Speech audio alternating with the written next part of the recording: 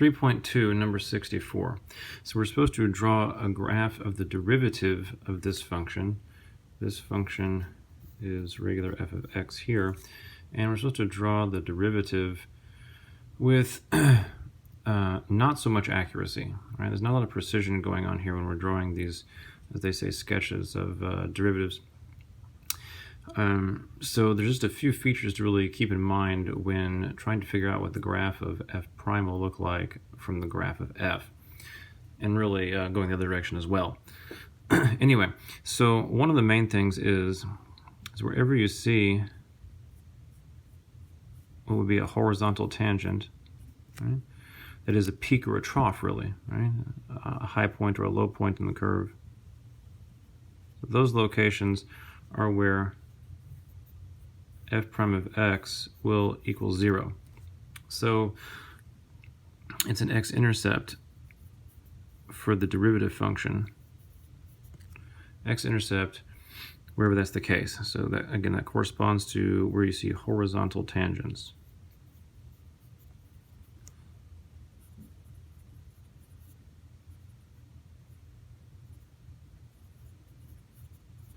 Horizontal tangents, again, you will see at what I'm going to call peaks and troughs right now. Peaks and troughs.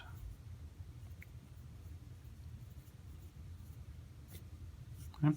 So therefore, we expect that on the derivative curve, we should have a x-intercept, a root, right about here. Looks like a little bit past 2. And another one here, looks like around 1/2. So those are points on the derivative we have already. They're also extremely important points. X-intercepts are always important when graphing functions. All right, so we have those two in particular. So then we just look at where is f prime of x less than 0, i.e. negative. Where is the derivative negative? Well, that will be wherever the slopes of the curve are negative, right? You have a tangent there, it has a negative slope, negative slope, negative slope, and they all have negative slopes along this curve until, it turns out, until you get to this location here where you have that trough. So therefore, f prime of x is negative because all the slopes here that you would draw would be negative slopes. So therefore, f prime is negative up until you reach this x-intercept. So I should draw f prime to be below the y-axis until I get to this location. Again, not a lot of accuracy, right? Just a general sketch. So it should go through here. I should have negative values for f prime until I get to there. Then it's going to cross through, because as you can see, what's going to happen now is that f prime of x will attain positive values because you can see the slope changing here. Okay, I'm no longer drawing f prime, I'm just looking at the slopes here on f. So you go through your 0 slope there at the trough, and now you can see it starts to get a little bit positive with the slopes. Tangent line, all right, is now pointing upward, you might say, from left to right. And so too, all right, and it's going to switch sides here until you get to the other location of a 0 slope at that peak there. So there's positive slopes, right? Positive slopes up through here until you get to this other relative extreme location where the slope goes to 0. So therefore, I should draw the derivative function with positive values in between the two zeros, right? Because I saw that all the slopes on the original function were positive between these two values. Now, it's pretty clear also, if you really look at it, that the slopes are not very positive as you move away from the trough. They're not very positive.